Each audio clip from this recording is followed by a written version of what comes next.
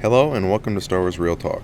In this video we're going to be doing a review of Star Wars Bounty Hunter and pose the question, does this game hold up today? We're going to break it down into a few categories because the answer isn't as black and white as yes or no.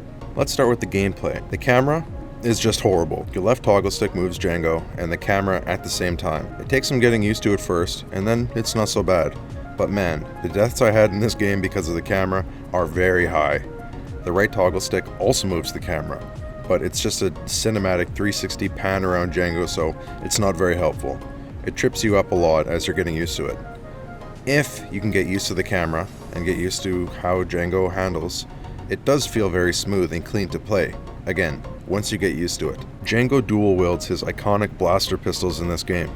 They shoot as fast as you can tap the fire button, which is really fun because I have elite gamer thumbs. But in all seriousness, it was very refreshing to not have to worry about ammo or reloading or other strategic gun tactics, which I would say is actually a plus for this game. It was nice that it was so simple, and it didn't make it any easier or harder. It was still an appropriate amount of difficulty, similar to how it feels to play Lando in Battlefront 2. For the most part, this game is just entering a room and blasting the enemies as quickly as possible, hoping that you can wipe them out before they wipe you out, which is actually a lot of fun. The pistols are pretty weak, which means you have to tap faster. The most useful side weapon was by far the flamethrower. It has nearly unlimited fuel, and all you need to do is just touch somebody with the tip of a flame and they instantly die, making it extremely useful for close combat situations with multiple enemies. It even felt just OP at some points, and I spent a lot of the endgame only using my flamethrower. The missiles were really fun to use. They made that iconic noise when you fire them, and it feels pretty badass. But there's two things that just really suck about them. One, very limited ammo. You have a very hard time picking up any missiles unless there's other enemies in that level that happen to also shoot missiles at you. And two, there's a 50-50 chance of them accidentally clipping onto something near you and instantly killing you. I may as well use my rockets. I'm gonna get a bunch of them later. Wow, so that just happened. The grenades in this game are straight up horrible. The throwing mechanic did not work in this game, and you usually just ended up dropping a grenade right underneath Jango's feet without even knowing it and blowing yourself up. There was no grenade radar, you just hear the ting ting ting of the grenade dropping, boom, you're dead. For this reason, I mostly use them as airdrops, which is pretty fun to do if they don't blow up in the air and still kill you anyway. The jetpack was amazing. It was done so well in this game. It was easy to use and felt super clean. Flying around felt as natural to me as running in the game. You have a high level of maneuverability and it recharged quickly. You could even dodge in the air. This made aerial combat a lot of fun. The whipcord was cool, but way too unreliable to use on a regular basis. Its primary function, I think, was for collecting bounties, which is a good transition to the next point. Ironically enough, I don't think the bounty hunting mechanic was done very well in this game. To find out if someone has a bounty, you need to open your scanner and scan them, which is pretty much a death wish 90% of the time in this game because they're almost always in a hostile environment. I tried in the beginning of the game to bounty hunt but quickly forgot about it and stopped altogether. It really slows the pace of the game down, and the bounty hunting process is clunky and awkward and felt like an afterthought to the main campaign. The campaign itself was a wild ride of confusion. Even though there were cutscenes that were directly telling me what was going on, I still had no idea what the heck was happening 90% of the time. I was being told to go to a planet I'd never heard of, to look for a guy I'd never heard of, so he could help me find another guy who I've never heard of, who's missing or something. I just kind of kept en route with where the levels took me and enjoyed the ride. Even now after beating the game, I still don't know what happened. In a nutshell, I could tell you that I spent most of the game looking for people who could lead me to other people who could lead me to a high-value, high-risk bounty. There was also another ex-Mandalorian who was hunting the same bounty as I was. After I left, you're the one who led the Mandalorians to their deaths. We were betrayed. To the Jedi. So I heard. Too bad I wasn't there to see it. Come on down here and I'll tell you about it. That bounty ended up being a Sith chick named Veros, who ended up being the final boss. At the end, Dooku shows up and says it was all a test to find a suitable prototype for the clone army, which was really freaking cool. A chance at immortality, to pass on your ways to an army crafted in your image. A great deal of money. How could a man such as you not be interested? I'll accept your offer, Tyrannus. Let's talk about lore for a minute. This game is really cool when it comes to lore. It was kind of the solo story of Jango Fett. We got to learn about the Slave One That ship is mine. and how he came to work with Zam. You're Jango Fett, aren't you? I've heard of you, you know. I'm Zam Wazell. You must be new to the business.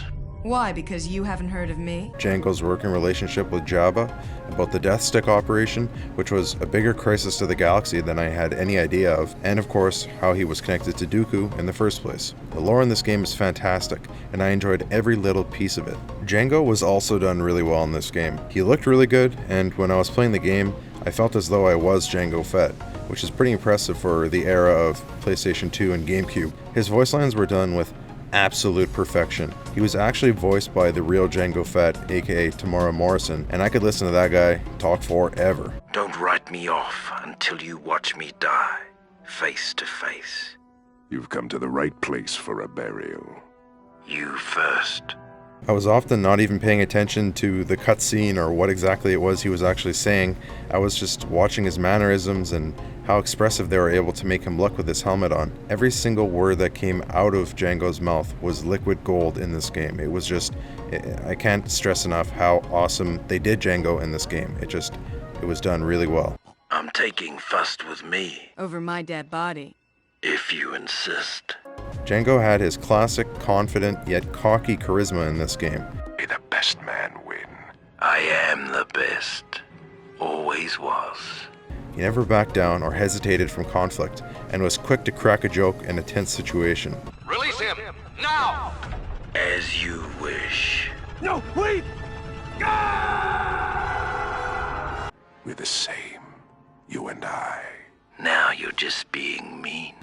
Think you can outshoot me and my boys? Makes it more difficult. Hear that, boys? He's scared.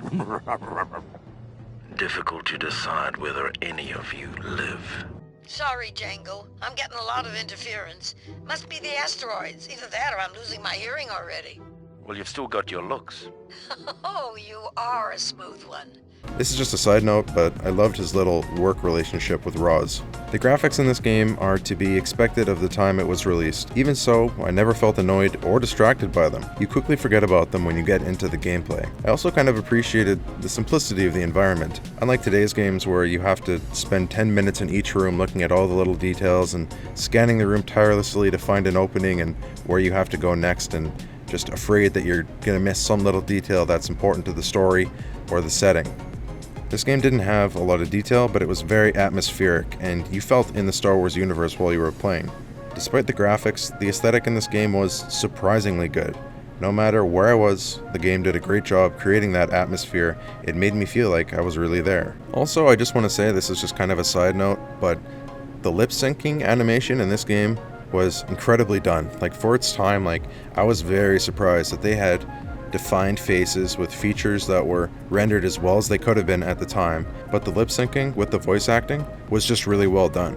And I know that they could have copped out and just left Jango's helmet on the entire game, but they didn't. They had him have scenes where his helmet was off, and they put time into lip syncing him. So I think, to this game's credit, that was really well done, and I was very impressed by it. Now let's talk a little bit about the obstacles in the game.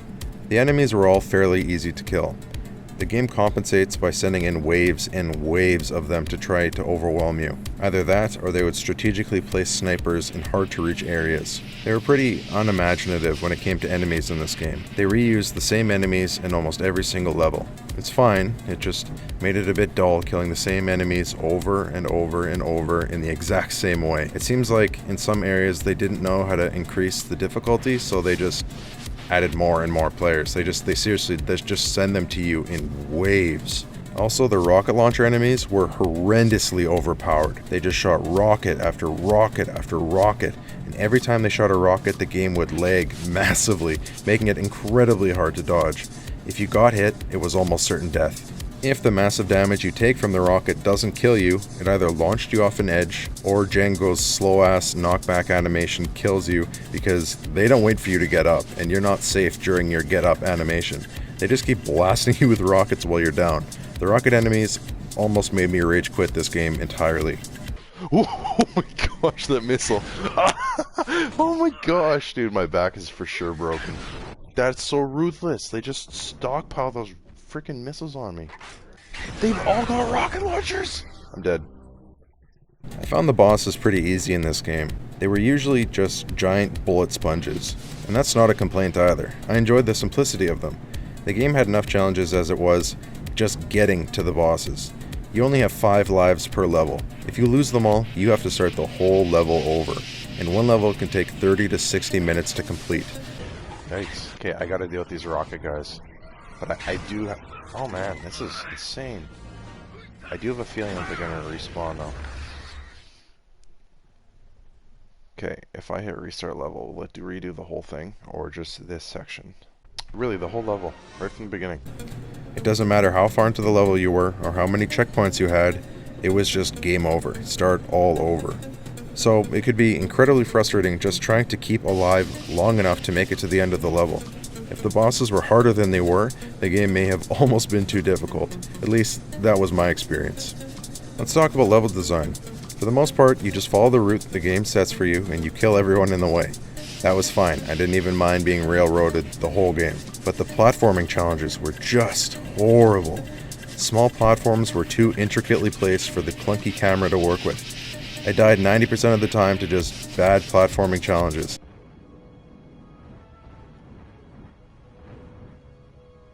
Nice. Good work. Good work. The Death Stick Factory alone took me almost 6 whole level playthroughs itself. Also, I spent an embarrassing amount of time getting stuck on levels I didn't know what the heck to do before realizing there was a poorly placed, horribly textured switch that I had missed somewhere, and all I had to do was flip it on to open a door somewhere. Oh, there's a button there! I actually holy cow. I just pressed triangle. Out of sheer luck, there happened to be a panel here. I didn't even see that panel. I should also add, the checkpoints in this game were either too close together or too far apart. A classic issue that many games face still today. I feel as though if the checkpoints were better placed, I would have felt the game's difficulty would have been a lot more fair. I'm playing through Fallen Order right now on Grandmaster difficulty, and I still think Bounty Hunter was harder at times. If you're going to make a game's difficulty so ruthless when it comes to having limited lives, at least give us more checkpoints. There's a delicate balance between checkpoints and game difficulty, and I think this game really struggled with that. Side note, I know I'm being harsh on a game that came out a very long time ago, but the whole point of this video is to see if the game still holds up today. Is it still worth playing today? So I think these judgments are fair and worth making because we are holding this game up to the modern gaming experience. Alright, so we've talked about the game, and now the question is, does the game hold up? Let me put it this way. The combat in this game was good. The graphics in this game were also good. The camera in this game was bad. The level design was not great either. The enemies in this game were okay. I mean, they were pretty good. They felt fair, a little bit spammy at times, but they weren't bad enemies, so I'll call them good. The lore in this game was great. It was really good. So all in all, you would need to look at this list and decide for yourself what's important to you and what's necessary for you in order to enjoy a game. For me, I think that since the combat was good, which is most of the game, and the lore was really good, the game holds up. I think I also put more pressure on myself to beat levels in a timely manner because I was streaming this whole experience. Maybe if you were just kind of casually playing through the game at your own speed, level design wouldn't have been as frustrating, and getting repeated game overs might have been less frustrating for you. I'll give this game a 6 out of 10. It had a lot of charm, and I enjoyed playing it, but I'm not going to miss a lot of aspects of it. I'm really glad that I played through it once. It was worth it. I'm glad I did it. I even have some good memories from it. But I will never play this game again. So that's it for this video, guys. I think my judgment and assessment of the game was pretty fair, but what do you think? Let me know in the comments below if you agree or disagree. If you've played it, what was your experience like? And if you're on the fence about playing this game, I say honestly just do it. Just go for it. It's dirt cheap, and if you're a Star Wars fan, especially a prequels fan, you're going to enjoy this game. Especially with all the hype about The Mandalorian and all the attention Mandalore is getting, and everyone's so interested in the backstory of Mandalorians. This game's worth playing just to educate yourself a little bit more on the Star Wars universe. Thanks for watching, subscribe if you haven't, and may the Force be with you.